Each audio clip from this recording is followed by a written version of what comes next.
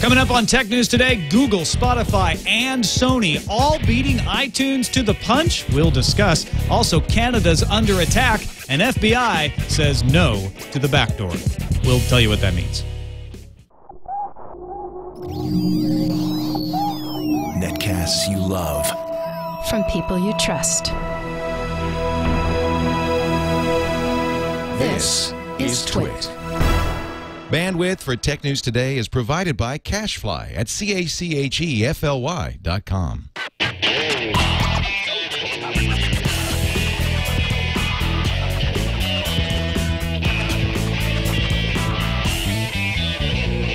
This is Tech News Today for Thursday, February 17th, 2011. Tech News Today is brought to you by Slingbox, which can turn your iPad into a television. With the new iPad app from Slingbox, you can watch your home TV on your iPad anywhere you go. Check it out at slingbox.com. Welcome to Tech News Today. I'm Tom Merritt. I'm Sarah Lane. And I'm Jason Howell. And joining us today from Technologizer, the editor of Technologizer, the creator, the man god of Technologizer, Harry McCracken. Hey there. How's it going? Welcome, man god. I'm doing well, but am I frozen on the screen? Your Apparently video. you are. I just noticed that. You're just really mellow, dude. I think I'm talking, but I don't see my lips moving. Wow, that's really cool. How do you do that? I have no idea. It's a very cool You effect, though. perfected the art of Zen. I know, Tell I us should your take- secret. I should Harry's take up ventriloquism. self-ventriloquism.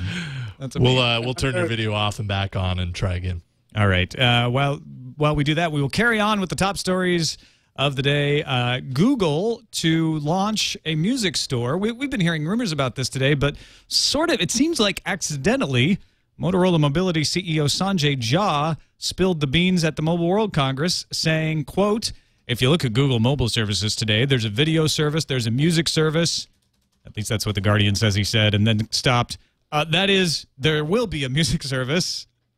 And later on in the talk, Jha was talking about Motorola's Zoom tablet, which will be the first to launch on Android's Honeycomb platform, and added that the OS adds video services and music services. So sounds like Google's gonna be launching a music service later this month. It's one of these things where it's like, it's not like Google would say, yes, Motorola, break the news, go for it, and here's how we want you to say it. Just kind of slip it in casual conversation. It's like he could have recovered. I mean, if he thought he was going to be, it's sort of like it's not unreasonable to say that he would say, you know, video and music, well, music eventually, once we get it figured out. I mean, people are definitely taking this as, ooh, he let it slip that Google's launching a music service. Right. But that's probably the case. Harry, do you think we're over-interpreting this? Well, I mean, Google demoed some of the music stuff at its developer conference, which I think was last May. So even Google is not really keeping a tight lid on this. And it is interesting, though, because I feel one of the major differences between iOS and Android, which people don't talk about all that much, is the fact that Apple has this comprehensive media solution and Google has almost nothing. And if that changes, it'll be pretty intriguing. Last September, Ars Technica reminds us that the rumors were insiders saying Google would offer a streaming service for $25 per user per year, would give you access to an online music library. You'd get to access it from your desktop PC, your mobile devices, create playlists, share with others. A lot of the things you would expect from a streaming service. You know, last spring, too, Google acquired Simplify Media, which I used to use all the time. Right. It was a good way to share with people who weren't on the same network. Yeah. Within iTunes, I could play Mauricio Balvanera's playlist. We weren't in the same room or the same building or anything like that. It was all kind of cloud-based sharing. So you could share more than just Mauricio's, too. Oh, yeah. You're just using him as an example. It wasn't limited to. Simplify Media wasn't all about Mauricio, my friend. He just is a DJ, so he has a lot of music. But no, it's two people, if they're both Simplify Media members, they connect, and now all of a sudden we have access to each other's just to stream, not to download. But it was an awesome service. So, I mean, Google's thinking ahead, obviously. Alongside this, Peter Kafka over at All Things Digital says sources are telling him Spotify has reached an agreement with EMI. So the European streaming music service has two down of the big four. They reportedly have agreed with Sony to join the service earlier last month. So if they were to get Universal or probably even Warner Brothers, they should be able to launch in the United States. That would be enough to get the ball rolling. Harry, do you think Spotify will be as well received here? The rumor is that they won't be free like they are in Europe. I mean, the buildup has been going on for so long. It's going to have to be pretty spectacular to be as good as people expect. But this thing with Apple wanting 30% of the revenue from content services is such a big deal. I feel like all bets are off for Spotify and everybody else until we figure out what happens with that and whether it makes it essentially impossible for all of these services to do what they've been doing. I mean, don't they all sound the same? I mean, Sony Music has launched its own. I mean, it's the same big four. Music Unlimited, powered by Curiosity. Right. So it's like, okay, so this is Sony's take on EMI, Warner, Universal, and Sony Music. I mean, it's like even a little guy like Rdio. Those are the top four that Rdio is using as well. Rdio's, I think, in the U.S. and Canada only. But yeah, it's kind of like Spotify. I mean, I welcome them with open arms, but it's not as if they're going to give us anything that we're not able to get with other streaming services. Well, the free aspect of Spotify was kind of the differentiator, right? Free would be good. I use RDR right now, and I think it's actually worth the bucks. It's a well-done service. What I would really like to see come back is something like La, which was the one service of this type that was clearly better than what the other guys were doing, and which doesn't exist anymore since Apple bought it. Let's look at what Music Unlimited is going to provide. That's Sony's new service. $3.99 a month gets you the ability to listen to music channels themed by genre, decade, and mood. So you get some radio stations. Scans the playlist on your computer and reconstructs them within Sony's service. So any music you own would then be available streaming in the cloud, as long as it was part of their 6 million tracks. And then a $10 a month version allows full on-demand listening to every song and album they have available in their catalog. But all of this stuff is only on Sony devices and on PCs and Macs. They're not doing mobile at all quite yet. And they are not saying for sure whether they'll do Apple devices or not. It's really, really Sony-centric right now. That, I think, would be the edge Google would have, is to be able to come in if they could bring a big catalog with the big four, like everybody else, to say, we're going to do a service like you were saying, Harry, like La, that gives you access to all your songs and possibly through a subscription service, all of the songs on any device you want. And they showed a little bit of that at their developer conference. They showed the ability to stream stuff you already owned to your Android device. Yeah, and that's the other thing is there's this weird thing where the music industry requires you to get a license to store your own files in the cloud and stream them back to yourself, even though you already own the files. But that is the world of piracy fear we live in. On to Apple. Good news for them coming from IDC, who says that Mac sales growth in the last fiscal quarter was nearly 7 times that of the overall PC market.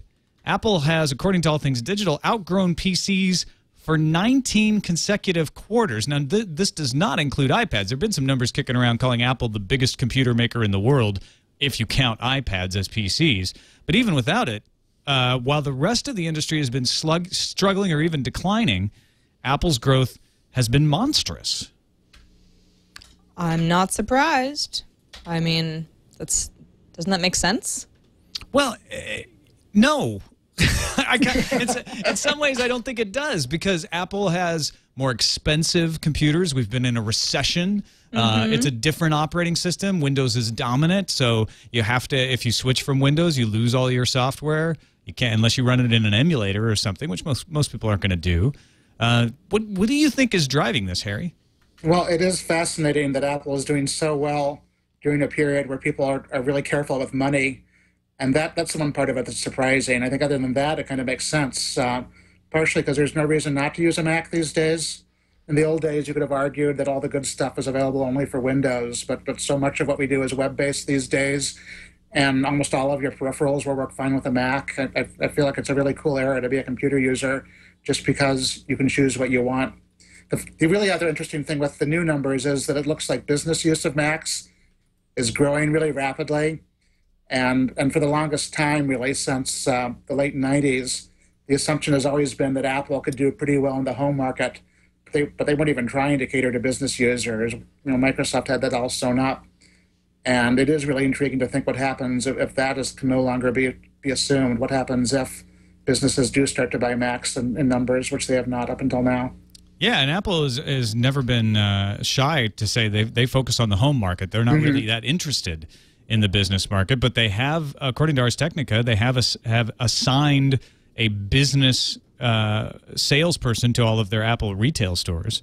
I know they take that seriously, because when I go into an Apple store and I pay for something with my Technologizer credit card, they always notice, and they always make sure that I have a rep assigned to me and ask what Technologizer needs as his business. So I think it is pretty clear that Apple is trying to go after businesses lately, and maybe it's paying off. You know, Apple called me recently right. because this laptop is not my own, it's TWiT's, and I signed up that way, and they were really careful to say, oh, is this something, would you like us to call you regularly? How often do you want this business relationship to be, revisited? And I sort of was like, well, it's just the company card. They're going to reimburse me. But they've called me a couple times just to make sure I'm very happy and what can we do for you guys, and we really care about you. So they're serious about it. I got to start buying all my Apple stuff on the company card. Yes, you do. For many reasons, obviously. Yes. This is just a perk.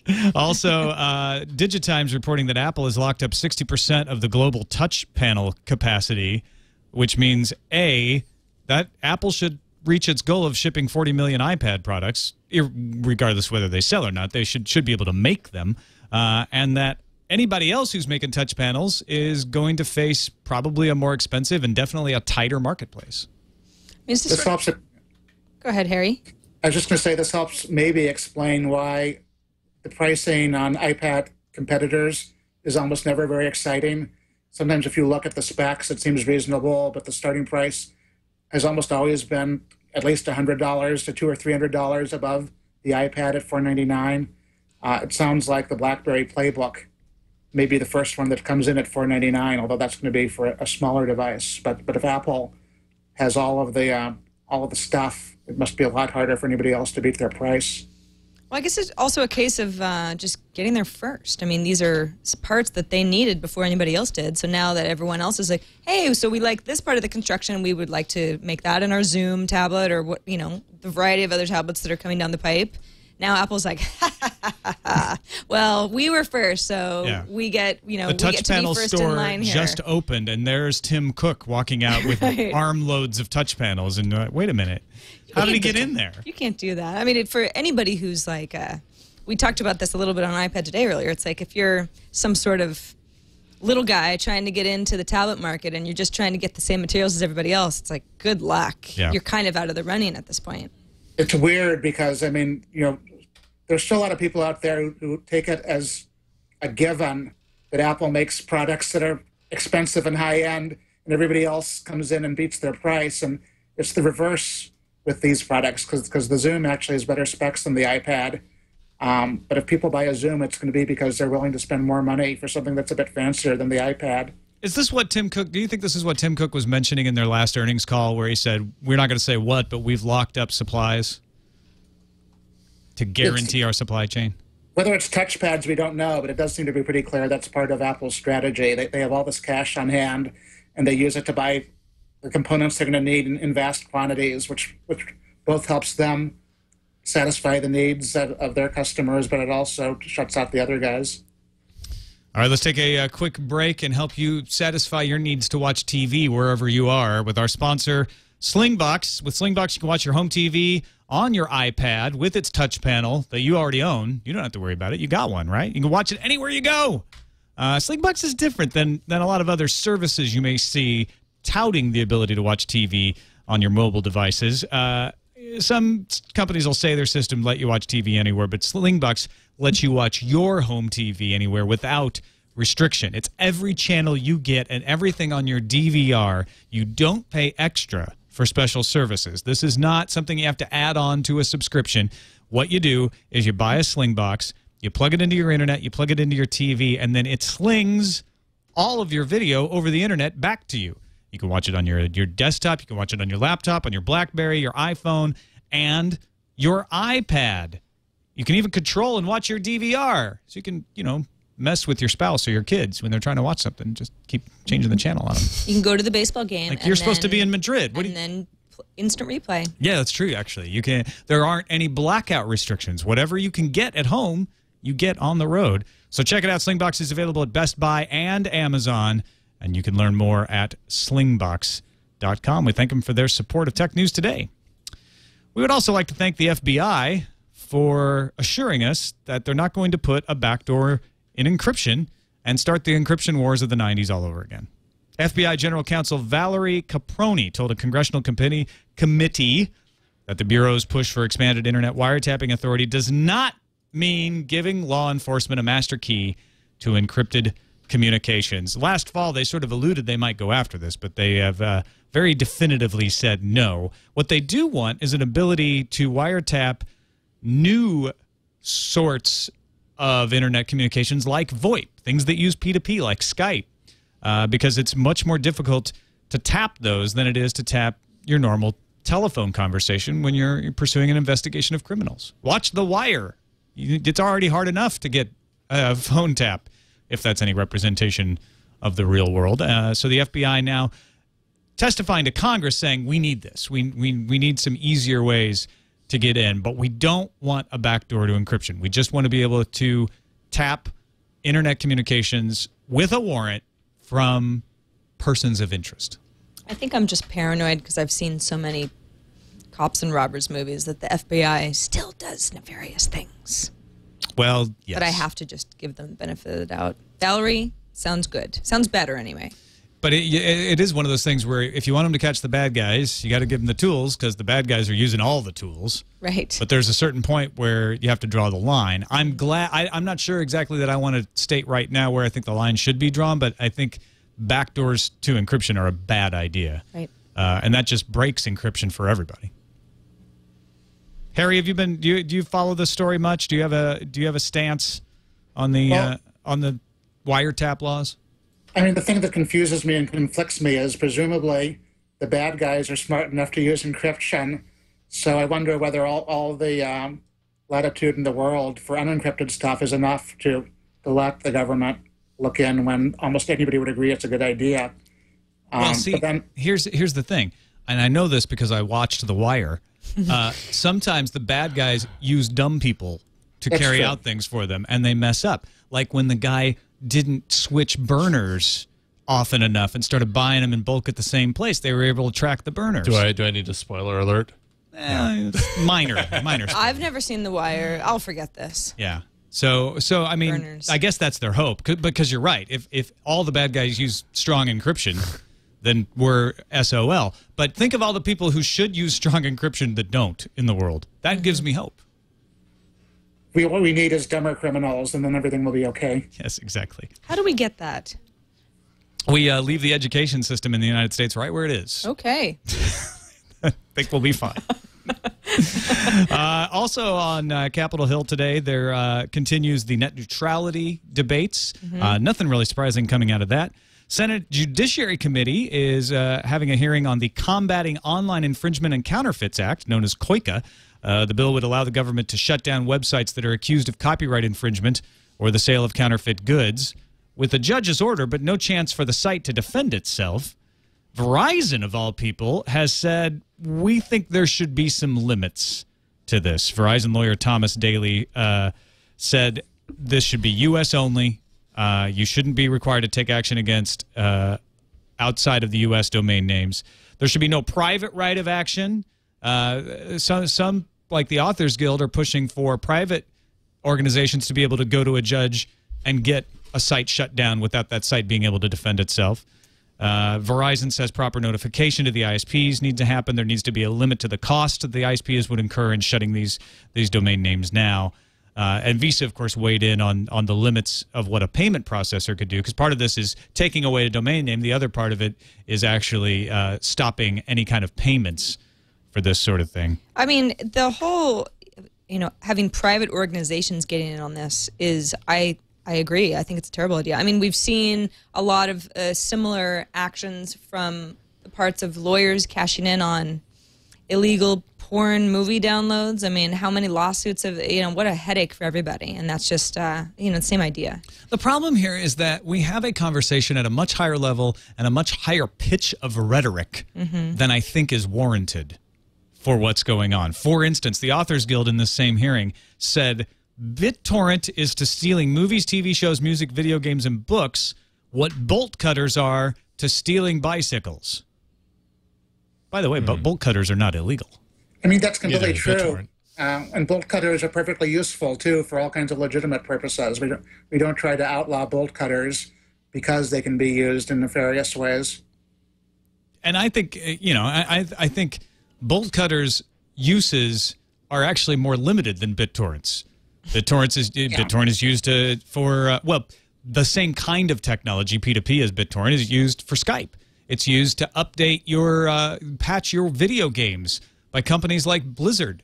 It's used to deliver video, streaming video. BitTorrent.com itself is a perfectly legitimate and legal licensed video source where you can buy things legally. So I'd almost say that BitTorrent is much better than a bolt cutter. I'm actually sympathetic to trying to shut down piracy sites, but I mean, the government has a pretty iffy track record when it comes to getting it right when shutting stuff down. And I don't like the idea of removing safeguards that stand in the way of them shutting down things that get caught in the crossfire. Yeah, I'm with you. I'm not supporting sites that encourage you to break the law or provide ways to break the law by infringing copyright. But at the same time, I think there needs to be a proportional response to them. Yeah. And the industries are exaggerating the threat. And I think there really isn't a good understanding of what the damage actually is. There's a lot of good evidence that says people who pirate actually spend more money on products than people who don't. I'm not saying that that's 100% true either, but I don't think it's as clear as they like to make it, saying because there's piracy, we're losing money. I think there's a lot of reasons that the media industry is losing money, and I think there needs to be a more rational discourse than this sort of extreme rhetoric coming from places like the Authors Guild. I kind of I had to chuckle a little bit at the Rosetta Stone folks who were invited to this hearing, as was Google. Google didn't show, and the Rosetta Stone folks have kind of had a problem with Google for a long time because they feel that Google should be held responsible for pirated copies of Rosetta Stone showing up in Google search results. And they said the fact that they're not here to answer their actions in this field of intellectual property, I think, is very disappointing.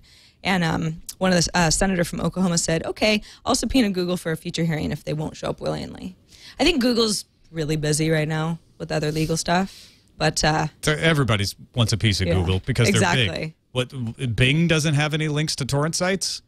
Well, Ask.com, Yahoo? Well, Rosetta Stone's tried to sue Google in the past, and now they're trying to appeal a rejection. So they've kind of got a vendetta, I guess. Well, I don't know if it's a vendetta, but they've got something, a chip on their shoulder. Yeah. So those two, you shouldn't sit them together at your parties. Right. Yeah. Absolutely. Also emblematic of the difficulties in letting the government go and seize domain names without proper oversight. The Department of Homeland Security's Immigration and Customs Enforcement Department has been going around shutting down domain names. Corey Doctor over at Boing Boing points out that they recently shut down the domain name for FreeDNS, which actually shut down 84,000 subdomains because FreeDNS was translating these domains. So 84,000 subdomains had an ICE badge that accused them of trafficking in child porn. There was one domain in question, mooo.com, which belonged to FreeDNS, but they just took down the whole thing. Eventually, Sunday, the domain seizure was reverted, and the subdomains slowly started to come back. But it took another 3 days before images disappeared from all of the other subdomains. It's not as easy as people want it to be. No, it's not. And where's the Department of Homeland Security's excuse for this? To inconvenience, at the very least, a large number of people. It's nothing. It's just, DNS propagates and eventually the sites go back up. Well, and Department of the ICE, the Immigration Department has been saying, we're not going to spare any thought. We're going to go after these people. We're going to go after them hard. This is what happens. Didn't spare any thought. That's for sure. Yeah, well, those are my words, not theirs. I'm pretty sure they didn't spare any thought. Well, it's a knee-jerk reaction, and they were wrong. The Canadian government has apparently been under attack by China, or at least somebody who's routing their traffic through China. Does this sound familiar? Yeah. Attacks discovered in January. A month later, they are revealed. And then China has the finger pointed at them. This is exactly what happened to Google, which led to them getting kicked out. The Finance Department and the Treasury Board of Canada were attacked. The attackers attempted to capture passwords for government databases. Net access was shut down for both departments entirely in January and is now just being restored. The Canadian Broadcasting Company reports the attacks have been traced to China. China itself denies involvement, which very well could be true. They could have just routed the attacks through China to make it look like they came from there. Yeah, the Chinese foreign ministry spokesman is saying not only is this not true, but somebody has an ulterior motive here. I mean, you're pointing the finger at us. We didn't do it. Someone's got an agenda. So they're emphatically denying involvement. Harry, do you think Canada should pull out of China like Google did? Well, it sounds like we don't know enough to know. Certainly, if I were some other third country who wanted to poke around in China's and Canada's stuff, I would make it hard to trace it back to me, and I might well trace it through another country. So I don't think we have enough information to know. Yeah, it could be anybody. You're absolutely right. The Watson battle on Jeopardy is finally over. Speaking of Canadians, Alex Trebek is Canadian. I didn't know that. Yeah. What? They're everywhere. Wow, I learned something really new today. You might be Canadian. There's no way. You might. I'm Just look into it. Not a chance. The final score for the game was $44,131 for Watson, $19,200 for former champion Ken Jennings, $11,200 for former champion Brad Rutter. Total scores over the 2 days of play. There were 3 episodes, but it was 2 days that had been taped. $77,147 for Watson, $21,600 for Rutter, and $24,000 for Jennings. So they just could not catch up. Watson was too good. It started pretty close right at the beginning, but then Watson just ran away with it. And he's got a job now. Well, it's great. It's not exactly the same thing as my Dragon iPad apps, but it's the same company. It is Nuance Communications. Right. Nuance Communications, who makes a variety of it's for the most part they're most known for text to voice, voice to text. Software, and they were a spin-out of Xerox back in 1999. I wasn't familiar with them at the time, but that's kind of where they came from, and they have a really big presence in the medical field, and getting doctors to helping doctors to kind of take pieces out of how someone explains something to them, or sort of visual and social cues to figure out how to diagnose people. That natural language processing. And what Nuance can add is speech recognition on top of that. Absolutely. So cool. Watson, he's so great. He's going to help them. Did you watch any of the Jeopardy, Harry? I did, and it was fantastic. And now we know that a computer can beat a human at Jeopardy. And the next exciting thing is, how does this actually impact the world? And there's a lot of cool technology that can have a huge impact on medical stuff that, even though most of us hopefully won't see it, it's one of the most important things this tech can do. Robotics is another area. There actually are robotically assisted surgery systems right now, and those can be combined with speech. So essentially a doctor can use both of his hands for the important stuff and direct computers to do some of the precise stuff that's very hard for a human being to do. And, if you were worried that Watson's just going to kind of go into research and fade into the background. It's a research agreement that Nuance has with IBM, but they expect products resulting from this research to hit the market within 2 years. Of course, that's not very far away at all. Watson is going to have to recover from his beating. The beat down. He appeared, the computer, I guess it's a male-sounding voice, but I guess it appeared on Conan O'Brien's show and briefly attempted to take away Andy's job as announcer. Andy was not having it. He finally lost it when Watson insulted his wife. Oh, you don't hit Watson with a bat. And Andy beat Watson to death with a baseball bat. TBS is dead to me. Even broke the podium. Yeah. That's what is the podium Andy gets. Canadian? Probably. Might explain something. Yeah, it might explain something. Yeah. All right, on to the news fuse. I just did that on purpose to make Jason's life really hard. Ha ha. Ha, Jason. And he just killed me with cat eyes. That's right. That's what you get, Tom Merritt. The blog Think from the UK reports that Microsoft is keeping open source software out of the developing Windows marketplace. Jan Wildbohr, open source evangelist and Red Hat employee, points to Article 5 of the application requirements for the marketplace, which bans software with an excluded license. The requirements explicitly name the GNU General Public License version 3 as an example of an excluded license. Microsoft has yet to explain. Google wants to use your social network connections to improve search results. Search Engine Land reports friends' activity on Twitter, Flickr, and elsewhere, but for now, not Facebook, and will soon be visible in search results if you're logged into Google and have connected to those to your Google account, connected those accounts to your Google account. The feature begins to roll out today. So keep an eye out. Facebook and Google don't like each other. They are so not BFF right now. Frenemies. According to the blog Company Town, Redbox president Mitch Lowe told analysts yesterday that its upcoming online movie service would be subscription-based just like Hulu and Netflix.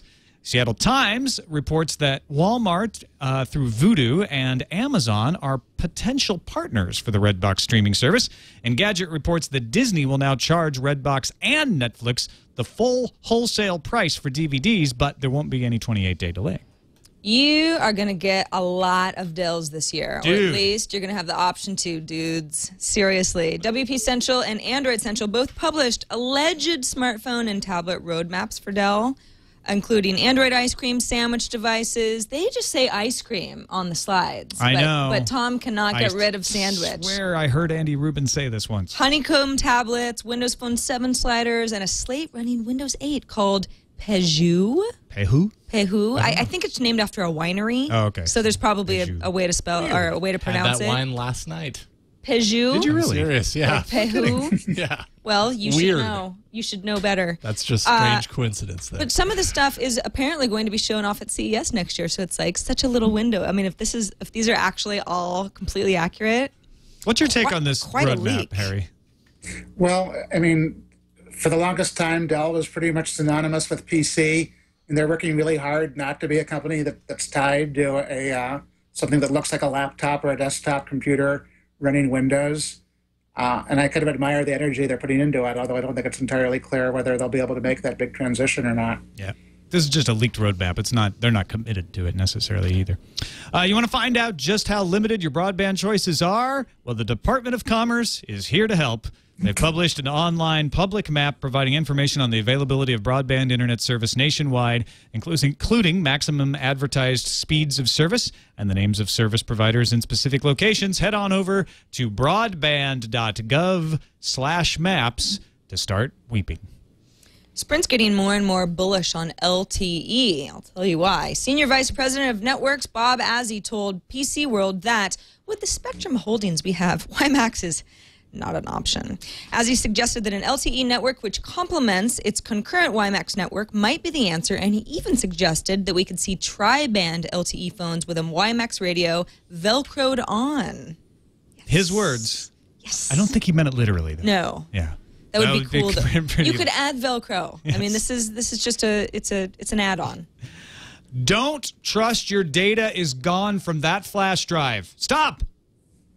But Don't toss it out. But I deleted it. Researchers at UCSD's Non-Volatile Systems Laboratory have examined solid-state drives and found remnant data even after running several open-source and commercial secure erase tools like DBAN, you know, Derek's Bootin' They've also proposed some changes to SSDs that would make them more secure. So you need to hoard those in paper bags next to your dead cats. Or light them on fire. Tom Merritt! My goodness! All right, I've got fans. I have good news for Migo fans, rather, because it's not over for Migo. At least it's not over yet, because Intel CEO Paul Otellini told analysts this morning that the company is seeking out new allies for the OS.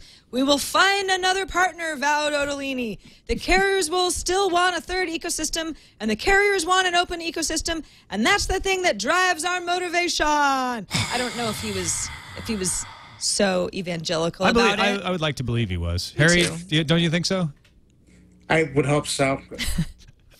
Paul Otellini will lead us to freedom on Migo. I mean, Migo needs help, given that It's dead. that Nokia was supposed to drive it, and they're not going to be. Finally, physicists have built the world's first device that can cancel out a laser beam.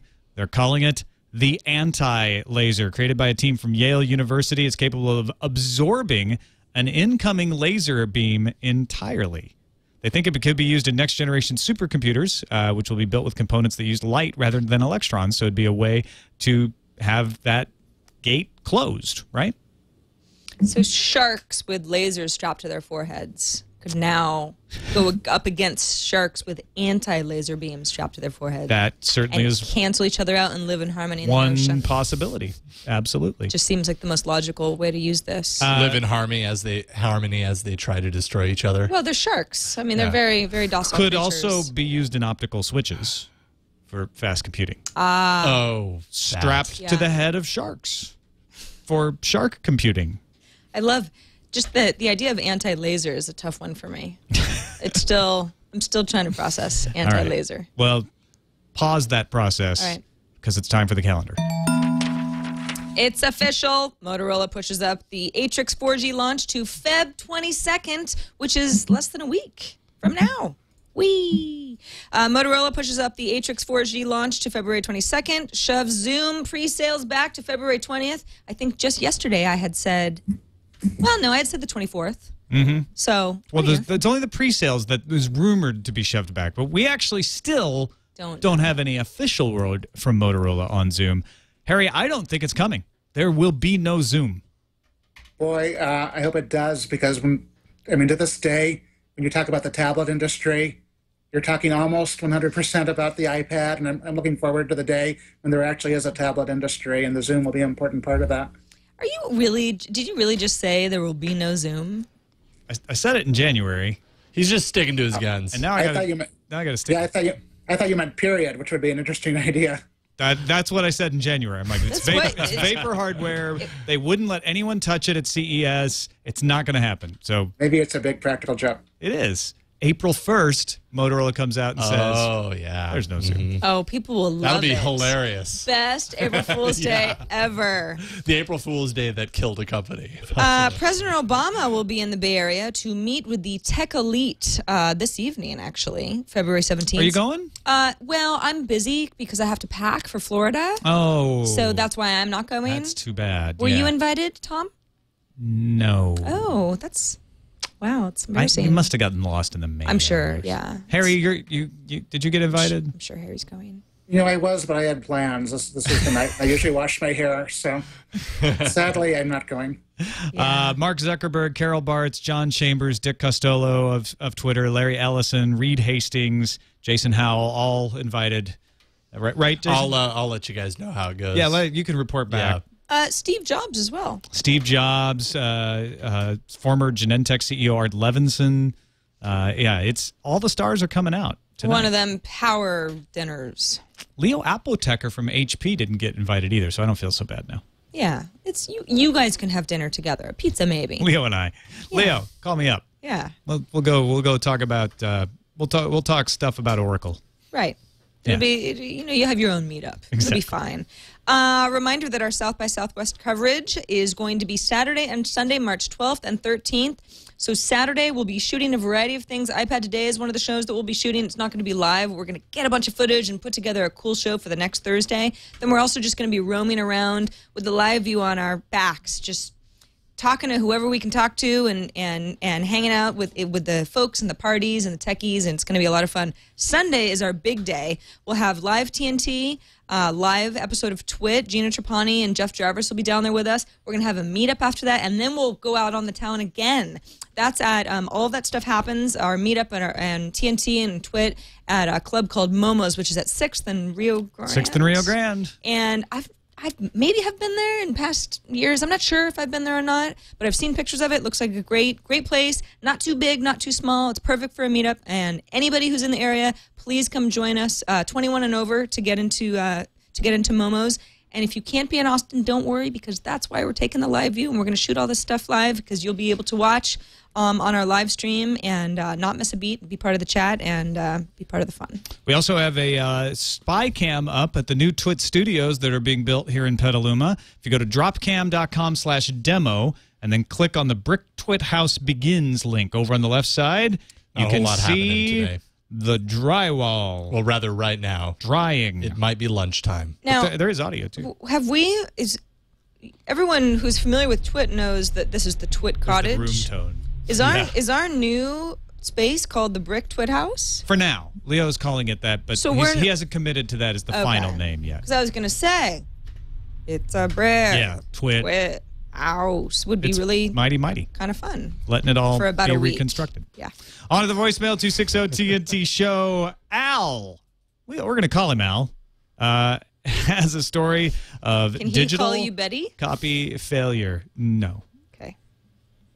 Hey, TNT crew, it's Al Rocks you from Minneapolis, Minnesota. Love the show. Keep up the good work. What up? But anyway, I bought the Zombieland Blu-ray DVD at Best Buy just a few minutes ago.